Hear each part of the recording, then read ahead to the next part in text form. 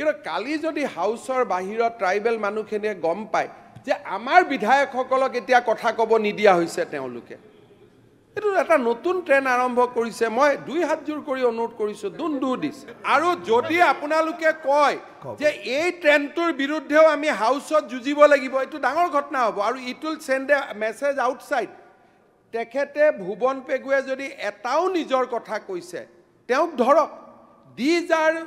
These are answered given by the honorable members of the Congress party in this Assam Assembly. The Assembly record only. So, jodi ete apnaloke Assembly record etao poribo nidiye, hulostul kore. What is this new trend?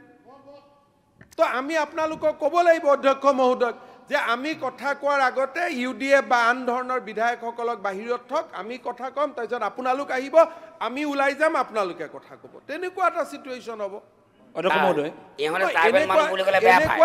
মই আপোনালোকক request কৰিম দেউৰী ডাঙৰীয়া যদি আপোনালোকে এই হাউচত হিষ্ট্ৰীও ক'ব নিদিয়ে গোপীনাথ বৰদলৈ কোট কৰিব নিদিয়ে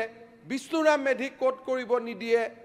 এইটো এটা it is a very dangerous trend এইটো ক'ৰ পৰা আৰম্ভ কৰিলে এইবাৰ মই দেখিছোঁ ইমানটো আগ্ৰাসী নহ'ব এটা মাটিৰ পিছত যদি বিধানসভাখনো আগ্ৰাসন কৰিব খোজে কেনেকৈ হ'ব So you have to listen. মুখ্যমন্ত্ৰী মহোদয় আমি আগ্ৰাহী নহয় তেখেতৰ ৰিপৰ্ট হিচাপে আমি নিজৰ ৰাষ্ট্ৰতে নহয় আপোনালোকে চক নিজৰ ৰাষ্ট্ৰতে যদি এক জিলাৰ পৰা আন জিলালৈকে আহিছে বৰ্ণনাটো পজিটিভলি কৰক নহয় 1930 আপুনি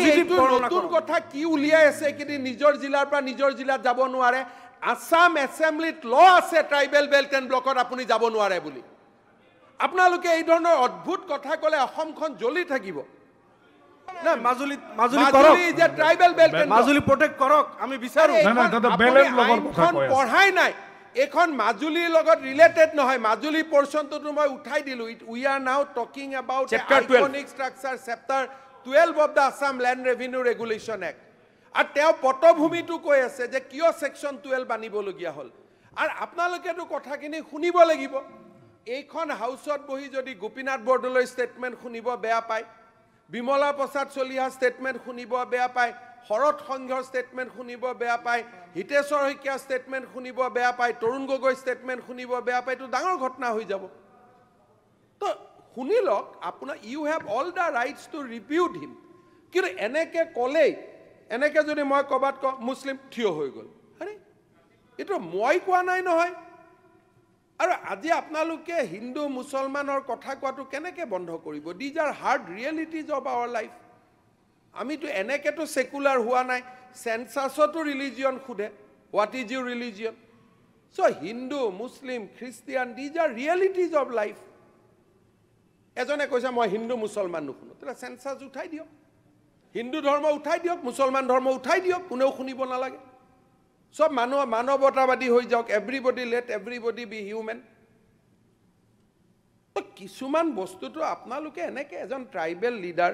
কালি যদি বজাৰত ওলাই যে মুছলমান বিধায়কখিনিয়ে ট্ৰাইবেল এমএলএ কথা কোৱাটো বন্ধ কৰোৱা আৰম্ভ কৰিছে